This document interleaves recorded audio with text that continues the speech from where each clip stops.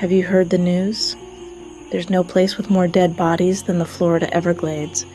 Beneath the thick, rotting foliage and murky waters, secrets dissolve into the muck, like bones that once belonged to the living, and the swamp never gives up its dead. Susan and Charles Hawthorne never imagined they'd be consumed by the darkness of the Everglades, but for them, the swamp would become a burial ground for everything they had built and destroyed. The Hawthornes, both in their late 40s, were icons of Miami's high society.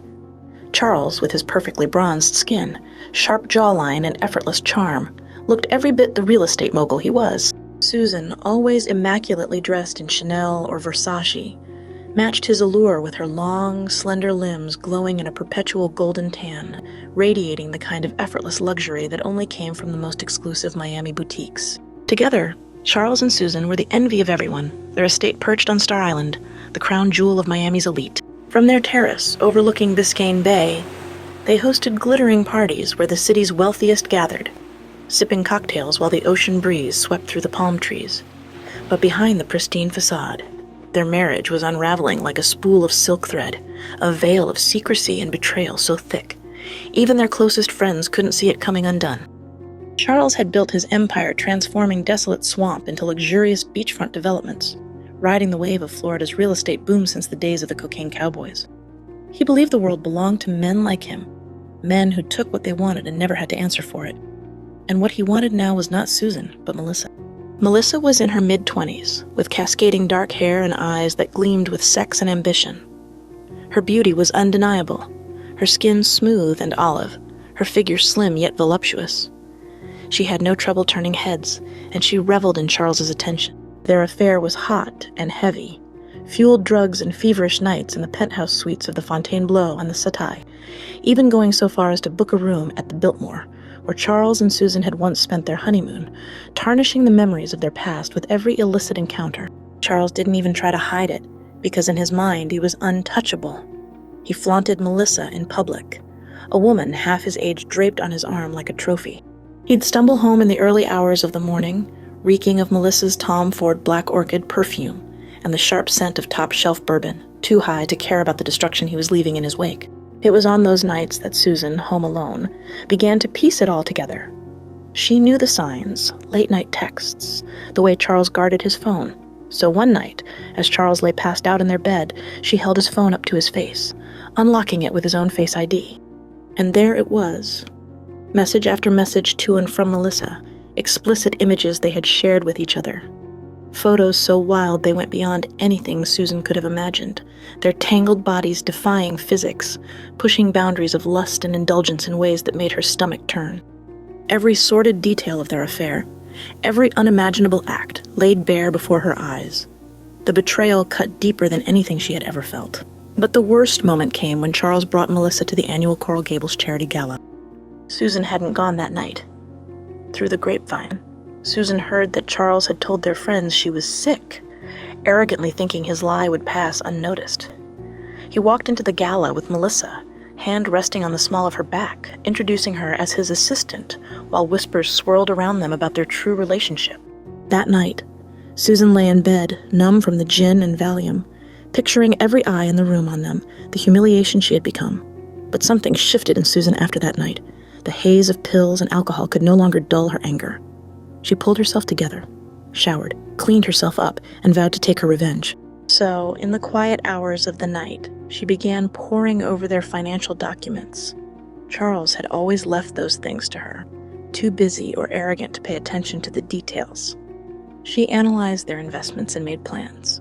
The life insurance policy, a small 7-figure fortune, would be her escape route. But she couldn't do it alone, though. Susan needed someone easily manipulated, someone desperate enough to do her bidding but too naive to realize they were being used. Enter Tommy Delaney. She met him one night at the Black Marlin, a seedy bar she frequented on her worst nights, the ones where Charles had shattered her completely, where the weight of his betrayal pressed down so hard she thought she'd never recover. Those nights were filled with endless martinis and thoughts of revenge. She looked at Tommy with a mix of desperation and lust, drawn to his rugged handsomeness and the raw energy he exuded. But despite the magnetic pull between them, she couldn't bring herself to act on it. Not yet. Not while her rage was still sharpening like a blade into something far more dangerous.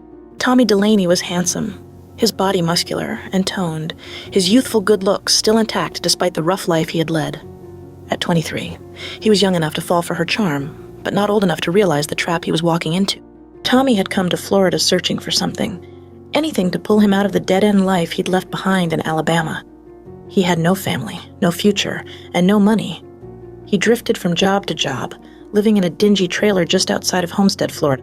In other words, he was a lost soul. But when Susan smiled at him from across the bar, offering him a glimpse of something better, he saw her as his way out. She promised him everything, money, power, and the two of them together, but only after they handled the situation with Charles. Tommy leaned in, eyes searching hers, his voice low and unsure. "Handle? How?" he asked, his breath catching as he spoke. Susan didn't say a word at first, just placed her hand on his leg, her fingers slowly tracing circles on his thigh. That was all it took.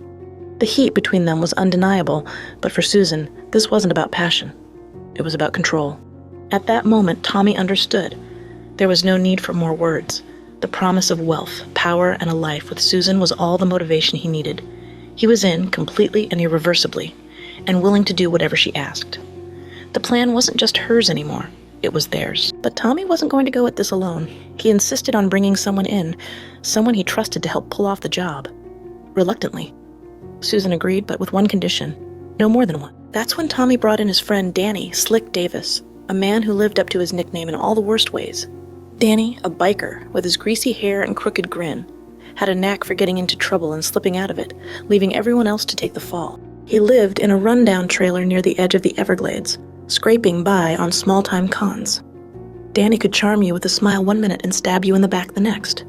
But for this job, Tommy needed him. Together, they were a lethal combination. Tommy's brute strength paired with Danny's slippery cunning. Susan didn't care for Danny, but she knew they were perfect for the job. The plan came together quickly. Susan, always one step ahead, had learned through snooping on Charles's phone that he and Melissa would be returning from a weekend getaway at a luxury resort in the Florida Keys disguised as a business trip. Another one of their secret rendezvous, a place where they could indulge in their drug-fueled flings. Susan had seen the booking confirmation on his phone weeks earlier when he had carelessly left it unlocked. It was the perfect opportunity.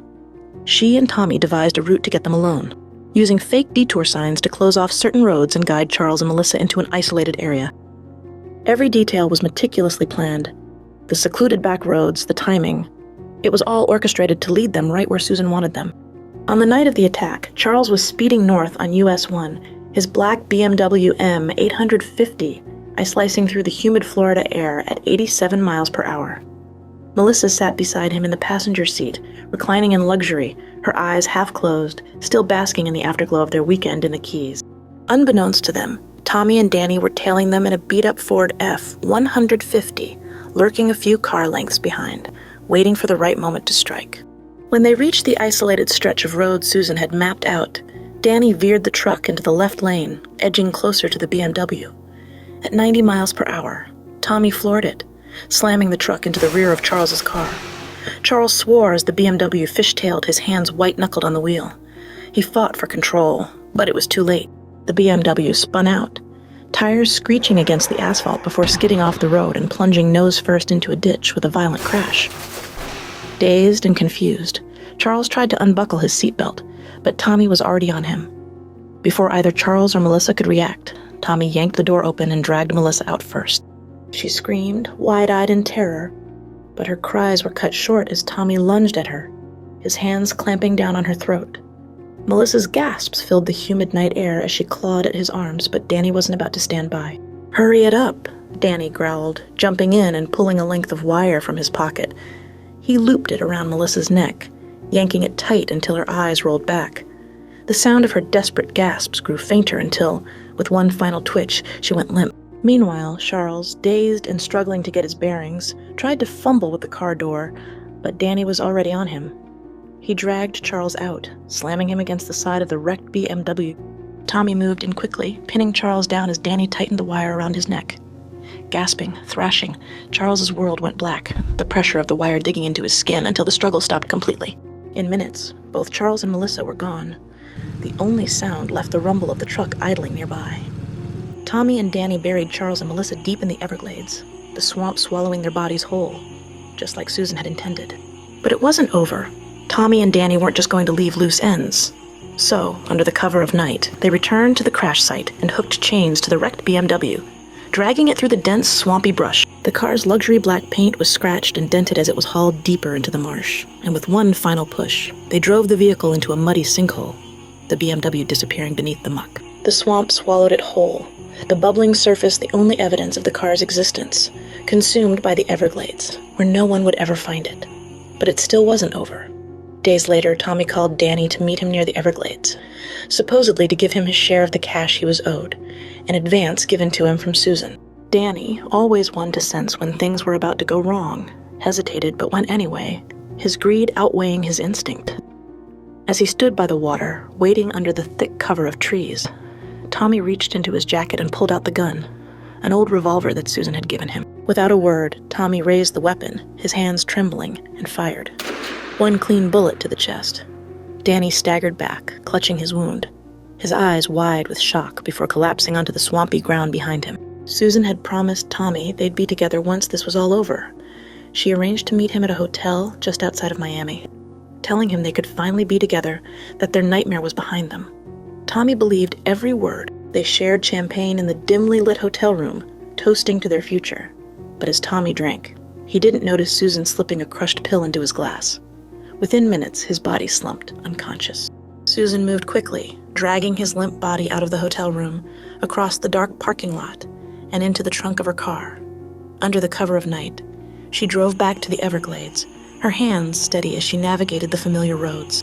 She parked near the same spot where they had dumped Charles and Melissa and Danny, and with practiced calm, rolled Tommy's body and his car into the swamp, watching as the dark waters closed over him, and then the alligators finished him off. Soon after, Susan posed as a stranded motorist whose car had broken down, flagging down a trucker for a ride back into town. There were no witnesses, no evidence. Just Susan walking away untouched. A week later, Detective Serena Smith of Miami PD was assigned the case. A seasoned investigator, Smith had seen enough to know when something didn't add up. Charles, Melissa, Danny, Tommy, each had ties to Susan, and the pattern was undeniable. There was no escaping the common thread, and Smith could feel it deep in her bones. Susan had orchestrated everything, but the evidence was frustratingly thin. Susan had covered her tracks well, too well, always staying one step ahead of the investigation. Smith searched for CCTV footage from the hotel where Susan had met Tommy in what would be his final moments. But when she requested the tapes, she learned that someone had damaged the cameras that very night, rendering them useless, another dead end. It was clear to Smith that this wasn't a coincidence, just another piece of Susan's intricate web of deceit. When Smith finally confronted Susan at a diner, laying out her suspicions, Susan listened in silence. She didn't flinch, didn't deny it. She just smiled, a cold, knowing smile that sent chills down the detective's spine. "Your secrets will catch up to you, Mrs. Hawthorne," Smith warned. "You can't hide forever." "Miss Hawthorne," Susan corrected her, and with that, Susan left Florida behind, disappearing into the shadows of a new life. The secrets, like the bodies of Charles, Melissa, Danny, and Tommy left in the swamp, would remain buried forever, lost in the heart of the Everglades.